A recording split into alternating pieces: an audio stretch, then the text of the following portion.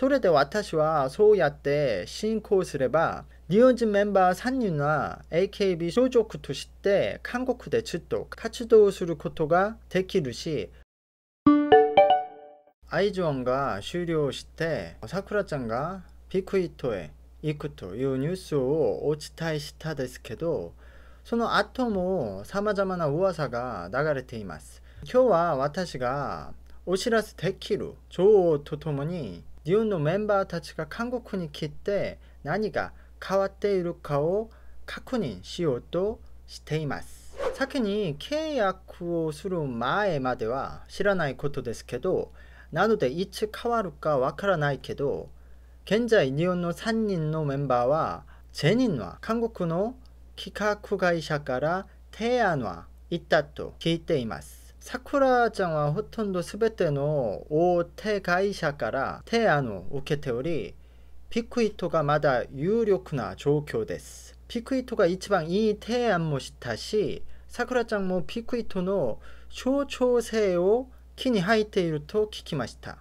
ひとみさんはそのままウリムと契約をやり直すという話が出ています。ウリムは3人全員に新しい契約を提案したように見えます。帰ったらチーム8で活動するから、それよりは韓国残留に重きを置いているものと考えられています。ナコさんは私が言う現時点では HKT に復帰したいという気持ちの方が大きいようです。近いと言っても韓国が外国生活だし、まだ幼いから日本に帰って活動しても後に韓国で活動する機会はまたあると思っています。とにかく彼らは一旦みんな日本に帰って AKB と契約を解決しなければなりません。日本アイドルと韓国アイドルの最大の違いはトレーニング投資費用です。私が日本に行った時に経験した48、46のトレーニングセッションは数ヶ月に一度オペラの先生を呼んで団体トレーニングをする方法でした。そしてレコーディングに先立ってダンスもデビュー前や公演に先立って数日、ほとんどは本人自ら、そしてメンバー通して助け合いながら練習する方法です。しかし韓国の会社はトレーニング費用に途方もない投資をします。トレーニング期間が長いこともありますが、基本的に毎日ダンスの先生とボーカルの先生にレッスンを受けます。小さな会社は外注で数ヶ月ずつトレーニング期間を決めるのにとてつもない費用が発生します。大きな会社は講師たちを職員として雇用していつも学べるように待機させます。私は特に歌は連続性のある長い時間のトレーニングを受けてこそプロ歌手のレベルになると思います。現在日本のアイドルはそのようなレベルを望んでいないのですから、その必要はないですけど、3人が韓国に来てからは高いトレーニングをもっと受けるようになりましたし、だから当然実力が成長したことがわかります。特にさくらのボーカルの例に挙げたいです。最近さくらはエクソさんのディオさんの歌をカバーした映像をアップロードしました。僕はこの歌を聴いて思ったよりすごく驚いたです。日本に行った頃は全く発声するという感じもなく、ただ何も感じずに音だけ合わせる歌を歌っていました。でも今カバー曲を聞くとさくらちゃんの歌の実力は成長しました。まだたくさん上手なわけではありませんが、それよりもさくらちゃんが呼吸を使う歌い方を使っているのが大事だと思います。日本でも20のことで有名になった JYP の有名な言葉があります。それは歌は空気半分、音半分にしなければならないということです。これは音を出すときに大きな音を出すより立体感のある音を出さなければならないということです。そのためには音に呼吸を多く入れなければなりません。例を挙げてみましょう。例えば One more time これよりOne